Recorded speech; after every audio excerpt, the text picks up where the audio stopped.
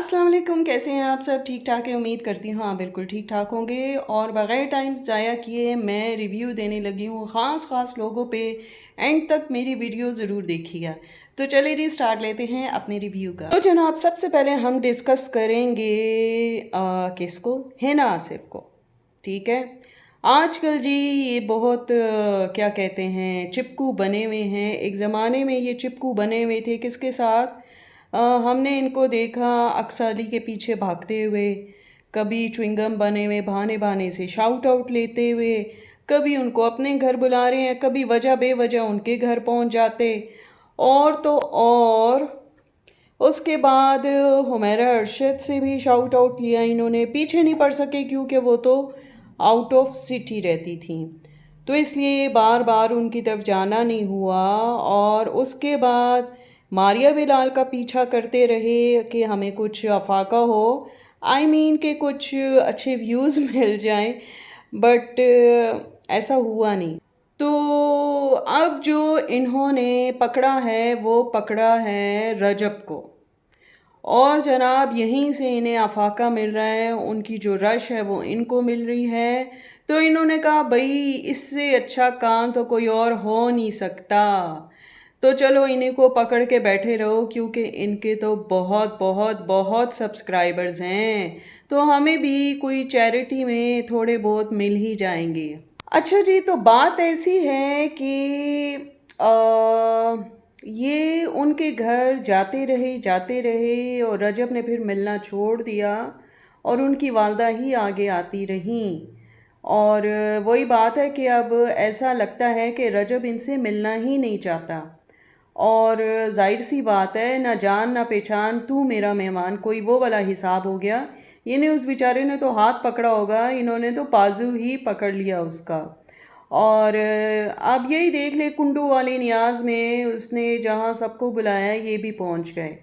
और आप लोग देख सकते हैं उस वीडियो में रजब का कैसे लिए दिए वाला मतलब सीन चल रहा था। वो कुछ मतलब उसके एक्सप्रेशन कोई ऐसे वो नहीं थे कि बंदा कहे कि आउटस्टैंडिंग थे या वार्मली वेलकम किया हो।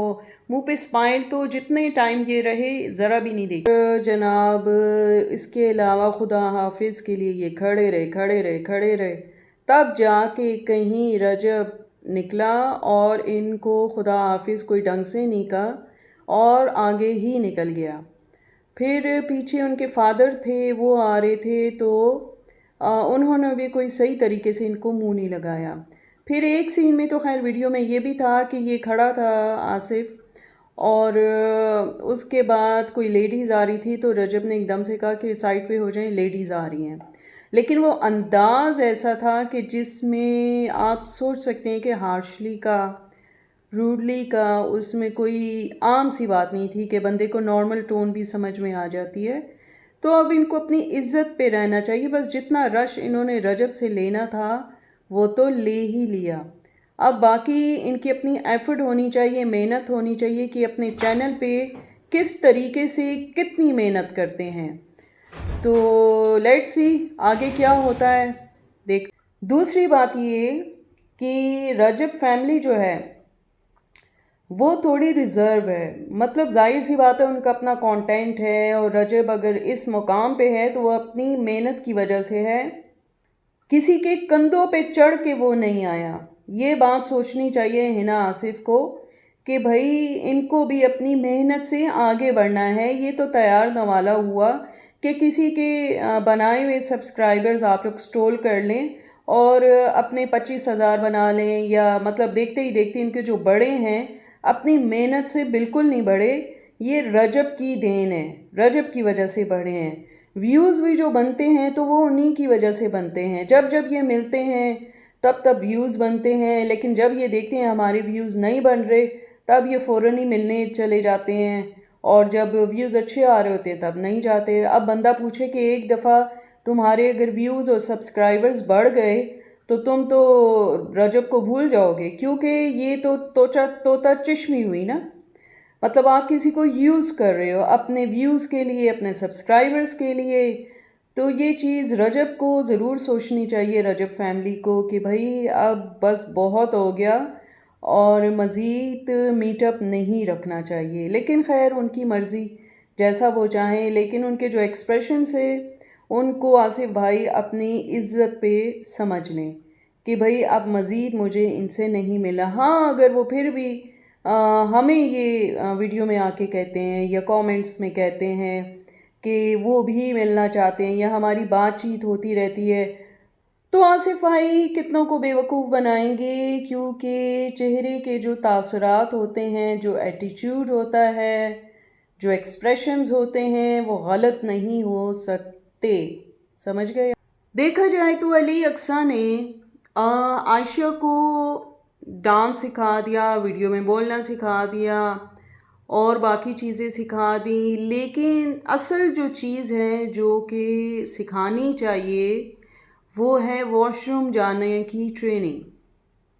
वॉशरूम जाना नहीं सिखाया, वही गंदी की गंदी, मतलब पैम्पर्स में घूमती है, हमने उसको वॉशरूम जाते हुए नहीं देखा। और तो और जो अक्सा है उसे तो अपने बनने संवरने से, टिकटॉक पे आने से, इंस्टा पे स्टोरीज चढ़ाने से फुर्सत ही नहीं। और अक्सा बेगम, अभी तक तुमने, इतनी बड़ी हो गई है बच्ची, उसे एबीसी नहीं सिखाई, अलिफ बे का कायदा लेके नहीं दिया, वगैरह वगैरह। खैर ये तो क्या बोलना, हमने इस बच्ची को हाथ में कभी पेंसिल पकड़े हुए नहीं देखा। आप लोगों ने कभी उसको स्टोरीज़ नहीं सुनाई कि कोई स्टोरी बुक लेके उसको स्टोरी सुना रहे हो कि बच्ची की तो यहीं से शुरू होती है रीडिंग वाली ग्रीड कि भाई मैं भी जल्दी से सीखूं और मुझे भी स्टोरीज़ पढ़नी है। खैर ये तो तालीम याफ्ता माहौल में होता है, जो एजुकेटेड लोग होते हैं, पढ़े लिखे अदबी लोग होते हैं, उनकी ख्वाहिश होती है कि उनके बच्चे इस तरीके से इल्मी और अदबी माहौल में परवान चढ़ें। बट व्हाट टू डू, आपकी जो फैमिली है वो तो टोटली टोटली डिफरेंट है। खैर एनीवेज़, लेकिन ये है अक्सा पोहड़पन जो भी हो, बच्चों के मामले में तुम्हें ईज़ी नहीं लेना चाहिए। और दूसरी बात ये कि आप लोग जो भागते भागते पहुँचे अलीपुर, तो आपको तो पता था खैर से कि हम क्यों जा रहे हैं, लेकिन आपने अपनी यूट्यूब फैमिली को नहीं बताया। अली, आप तो हर बात शेयर करते हो, माँ बाप के झगड़े भी शेयर करते, तो ये कैसे हो गया कि आप जो हैं आपने अलीपुर जाने का मकसद नहीं बताया। आप बता देते, हमने कौन सा उस शादी में जाना था, घुसना था। और बड़ी हैरत की बात है कि अली अक्सा को तो ले गया, लेकिन अक्सा अपना सामान पूरा नहीं ले गई, यानी अपने शादी वाले कपड़े नहीं ले गई, लेकिन ज्वेलरी तो तुम पूरी ले गई थी। है तो कपड़े क्यों नहीं ले गए कि तुम्हें वहाँ जाके अपनी माँ का सूट पहनना पड़ा, और फिर फजूल में अली फ़िदा हो रहा है और सबकी तुम तारीफ़ें बटोरने के चक्कर में थी। अल्लाह माफ़ करे, जिस किस्म का भूतनी वाला मेकअप तुमने किया था, मतलब हद है। इस तरह का मेकअप कौन करता है अक्सा? इतने चीक्स तुमने रेड किए हुए थे, इतने रेड किए हुए थे कि जिसकी हद नहीं। खैर सीख ही जाओगी आहिस्ता आहिस्ता। असल में हुमैरा दूर है ना तुमसे, सासू जी पास होती तो वो सिखा देती, जिस तरह कपड़ों का सिखाया तो मेकअप भी सिखा देती, लेकिन चले कोई नहीं, सीख ही जाएंगी थक्के खाते खाते। अच्छा जी, आगे तो मुझे ये कहना है कि अली, तुम तो दिल भर के अपने माँ बाप की और भाई की नाकदरी कर रहे हो और गैरों में अपनी जगह ढूंढने की कोशिश कर रहे हो। लेकिन मैं तुम्हें बता दूँ, तुम्हें कुछ हुआ तो तुम्हारे खूनी रिश्तों को जितना दुख होगा वो इन गैरों को नहीं होगा। हफ्ता दो हफ्ता उदास रहेंगे, फिर वापस सेट हो जाएंगे, क्योंकि इनका अपना कोटा पूरा है। अक्सा को भी देखो, वो मामी चाची के शादियों में भी जा रही है, खालाओं के भी घरों में जा रही है, किधर किधर दावतें वसूलियाँ सब कुछ चल रहा है, लेकिन तुम्हारा अपने फैमिली में कहीं आना जाना नहीं होता, बिल्कुल नहीं होता। तो इस बारे में सोचो, कल को बच्चों के रिश्ते होंगे तो वो पूछेंगे कि भाई लड़की का या लड़के का ददियाल कहाँ है। उस वक्त तुम्हारे पास क्या जवाब होगा? खैर हुमैरा का तो ये है कि उसके सब्र का फल उसको ज़रूर मिलेगा। और मुझे अफसोस होता है, तुम्हारे अबू भी इतने नेक और शरीफ इंसान हैं, उनके साथ ही ऐसा क्यों हो रहा है। लेकिन चले देखते हैं। लेकिन बात ये है कि माँ बाप की बदुआओं से बचना चाहिए और मैक्सिमम मैक्सिमम दुआएं ही लेनी चाहिए उनकी खिदमत करके। गैरों से कुछ नहीं मिलना। जितनी भी मर्ज़ी जो भी मर्ज़ी आप कर लो खिदमतें, जितना पैसा लुटाना है लुटा दो कोई फ़ायदा नहीं। लेकिन माँ बाप के साथ अगर तुम एक प्यार भरा बोल भी बोल दोगे ना, उसका बहुत अजर है। और नाराज़गी दूर करके गले मिलना तो बहुत बड़ी बात है, आप सोच सकते हो। जहाँ आप मेरी नेगेटिव चीज़ों को देखते हो, वहाँ तो आपको ये भी देखना चाहिए कि मैं आपको माँ बाप से मिलाने का भी कहती हूँ। और क्यों ना कहूँ, क्योंकि ये बहुत ज़रूरी है। और जिसमें जितना आपको सवाब मिलेगा उतना मुझे भी मिलेगा, क्योंकि मैं एक नेक काम करने जा रही हूँ। अब भले से जितना बुरा भला बोलना है आप बोलें। और माँ बाप का दिल दुखाना ना बहुत बुरा होता है। यही देख लो कि आए दिन आपके साथ मिसहैप होते रहते हैं। कभी घर के अंदर कुछ होता रहता है, कितने घर बदल लिए। अब उस दिन अलीपुर गए, आपका पर्स खो गया, बकौल आपके, हालांकि उसको वॉलेट बोलते हैं, आप पर्स बोल रहे थे। और फिर वो कितनी परेशानी में टाइम गुजरा। तो ये एक तरह की पनिशमेंट्स ही होती हैं कुदरती तौर पे, अगर आप समझें तो। खैर, इट्स अप टू यू। देखते हैं आपको अल्लाह हिदायत कब देता है और आप राज़ी कब होते हैं अपने माँ बाप से। हमारी दुआएं आपके साथ। तो जनाब, आखिर में मुझे जो कहना है वो ये कहना है कि भाई शबाना जी और XYZ जो भी हैं चैनल्स वाले, उन्होंने देखें अब वीडियोस डालना छोड़ी हुई हैं। खुदा जाने क्यों, कंटेंट की कमी होगी। लेकिन चले, रमज़ान तो आ रहा है, फिर तो मज़े ही मज़े, कंटेंट ही कंटेंट। राइट नाउ तो मुझे नहीं लगता कि इनके पास कोई कंटेंट हो, क्योंकि ये बिज़ी हैं ये सोचने में, रिएक्शंस वालों को थ्रेड देने में, और जो भी चीज़ करते हैं। इसके अलावा दूसरी बात ये कि ये जो इनसे भी बड़े बड़े यूट्यूबर हैं, माँ सफदर, सिस्ट्रोलॉजी, डक्की भाई, XYZ और भी हैं, जिनके मिलियंस में सब्सक्राइबर हैं और पता नहीं एक घंटे में कितने सारे व्यूज़ होते हैं, लाखों में। वो उन्होंने आज तक किसी को थ्रेट नहीं किया। लेकिन आप खुद को देखें, आप लोग, कि आप लोग किस तरीके से अगलों को थ्रेट देते हैं और ये कहते हैं कि हमसे जलते हो। हैं? हम क्यों जलेंगे? तुम हमारे रिश्तेदार हो। कौन हो? दोस्त हो? जानने वाले हो? कोई भी नहीं है। ओ बीबी, हमारा चैनल ही रिएक्शन का है, और दुनिया के किसी भी रिएक्शन वाले को आप थ्रेट नहीं कर सकते। ये भी साइबर क्राइम का एक हिस्सा है, अगर आप समझें तो।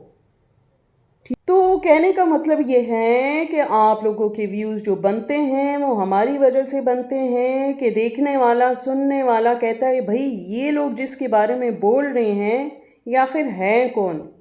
तो जिसकी वजह से आपको नए सब्सक्राइबर्स मिल जाते हैं, आपके व्यूज़ बन जाते हैं, और आपकी कमाइयाँ डॉलर्स में अच्छी हो जाती हैं। बेशक हम लोग छोटे यूट्यूबर्स हैं, ये व्यूज़ जितने भी आते हैं, लेकिन अल्लाह का करम है, हम ना किसी से शाउट आउट लेते हैं और ना ही हमारा कोई रिश्तेदार बड़ा यूट्यूबर है।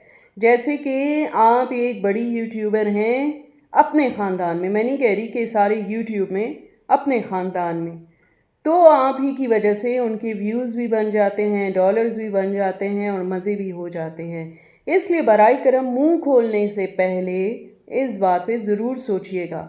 और मुझे जो कमेंट आते हैं तो किसी भूल में ना रहिए, मुझे अच्छी तरह पता है ये कमेंट कौन कहाँ से कैसे करता है। ठीक है, तो चलें फिर देखते हैं आने वाला कल क्या लाता है खुशखबरी, और आपकी कोई अच्छी सी वीडियो देखने को मिल जाए। देखिए, वीडियो देखने का मतलब ये है कि हम इंजॉय करते हैं, लेकिन उसमें अगर कोई चीज़ ऐसी वैसी हमें लगती है तो हम बयान कर देते हैं, इसमें कोई ऐसी बात तो नहीं है। आप मेरी सारी वीडियोस उठा के देख लें, उसमें मैंने कभी भी हद तक कामेज़ बात नहीं की। जो जेन्युइन होता है मैं वो ही बोलती हूँ। ठीक है, और बाकी चलें, हर एक अपना लाइफ स्टाइल होता है, आप लोगों का अपना लाइफ स्टाइल है। लेकिन चूंकि आप तो जो एक एक चीज़ शेयर करते हैं उस पे इतना तो बनता ही है, क्या समझे आप लोग? ठीक है, चलिए जी, फिर मिलेंगे एक नई और अच्छी वीडियो के साथ। तब तक के लिए अल्लाह हाफिज़।